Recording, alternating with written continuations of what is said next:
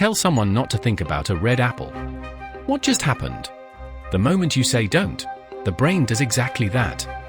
Psychologists call this reactance theory. People crave what they're told they can't have.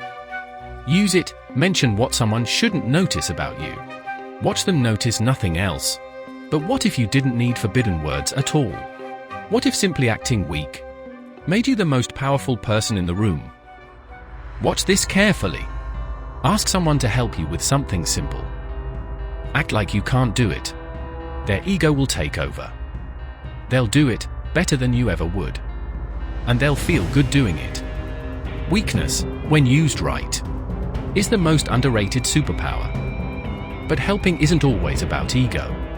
Sometimes it's about the size of the ask. Ask for something impossible first. A huge favor, an unrealistic price, an extreme demand. They say no, obviously. Now make your real ask. Suddenly, it feels reasonable. They can't say no twice. You just hack their guilt. But sometimes, you don't even need to ask. Sometimes, silence does all the work. Someone disagrees with you. Don't argue. Don't explain.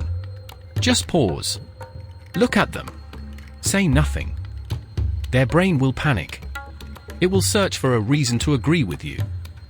Most of the time, they'll talk themselves into your point.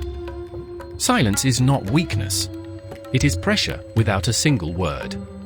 But what if you could remove the option to say no completely? Never ask yes or no questions.